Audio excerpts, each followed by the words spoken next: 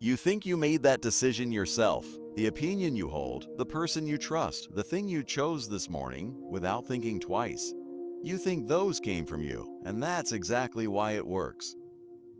Manipulation doesn't arrive with a warning. It doesn't feel like pressure. It doesn't feel like someone else's hand on the wheel. It feels like your own thinking, your own conclusion, your own free choice made in your own time. That feeling is the mechanism. Tonight we're going somewhere most people avoid, not because it's complicated, because it's close. Too close to be comfortable. The reason most people are easy to influence is not that they're unintelligent. It's not that they're careless.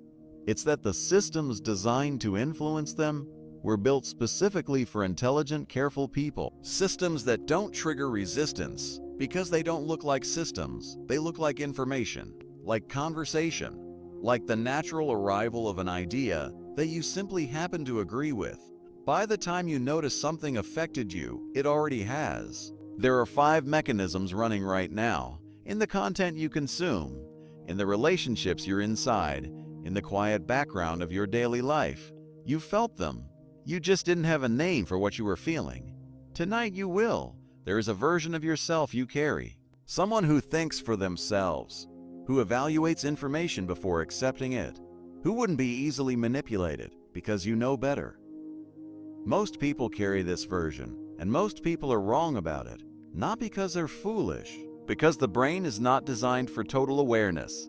It is designed for efficiency, for pattern recognition, for arriving at usable conclusions as fast as possible, with as little processing as necessary. Researchers estimate that up to 95% of daily behavior runs on automatic, on habits, on patterns, on decisions made before conscious thought arrives. You don't choose most of what you do. You follow a script written by repetition and experience that runs mostly without you. And here is the part worth sitting with. The brain doesn't tell you when it's running automatically. It doesn't flag the decision as unexamined. It delivers the output and lets you believe you chose it. So the question isn't whether you've been influenced. The question is by what and when and whether you note it. Logic is not how most decisions are made. Emotion is. And the people who understand influence know this better than anyone. Fear is the fastest when the brain perceives a threat, real or implied. The analytical systems quiet down. The threat response takes priority. And in that state, people don't evaluate carefully. They move toward safety, toward whoever is offering a direction. Desire works the same way, but softer. The promise of something wanted, approval, belonging, admiration, bypasses analysis almost as effectively as fear. Because the brain, when it wants something, starts looking for reasons to justify moving toward it, not reasons to question, reasons to proceed, and validation is the quietest of the 3. The feeling of being seen, understood, agreed with. When someone makes you feel that, your guard lowers. Not consciously, your nervous system registers safety and opens.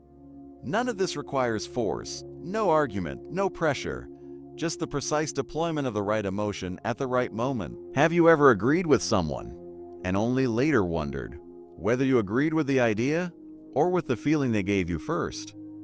You are a social animal, not metaphorically, biologically. Your nervous system tracks belonging, the way it tracks hunger, the way it tracks pain. Social exclusion activates the same neural pathways as physical threat. This means belonging is not a preference, and needs can be leveraged. When you see a large group believing something, your brain registers it as evidence, not because you decided it was evidence, because consensus has always been a survival signal. What most people do is usually safer than what nobody does. That instinct kept your ancestors alive.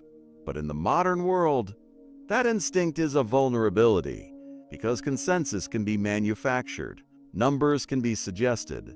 The sense that everyone believes something can be created without everyone actually believing it. And once you believe you're in the minority, the pressure to align is quiet but consistent, not forced, just present.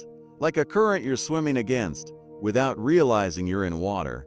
Think about a belief you hold that everyone around you also holds.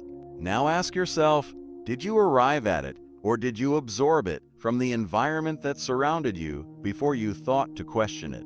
There is a psychological effect. documented consistently since the 1970s, called the illusory truth effect. The finding is simple. The finding is simple.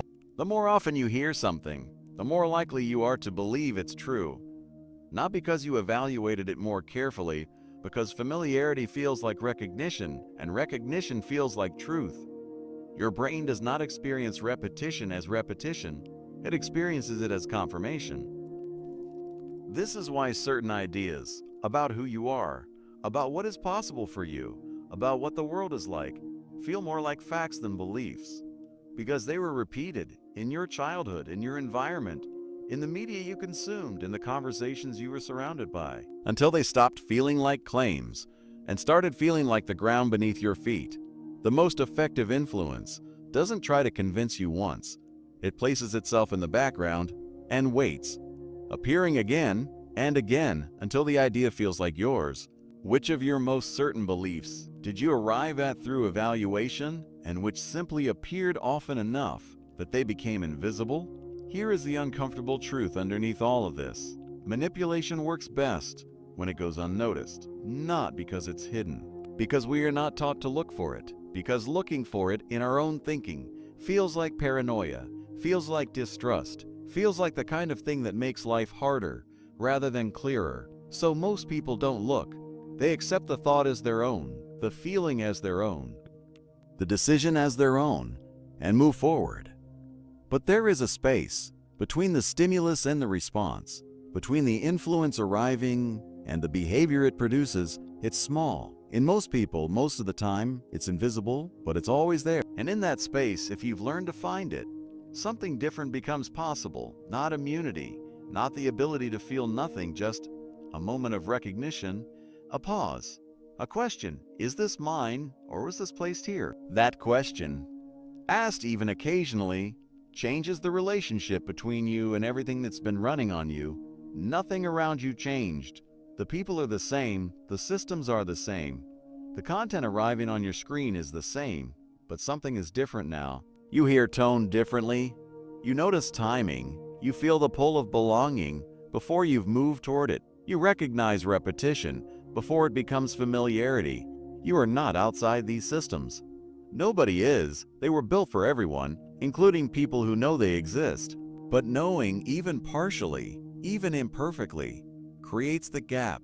And the gap is the only place where something that's actually yours can exist. Most people will never find it. Not because they can't, because they never looked.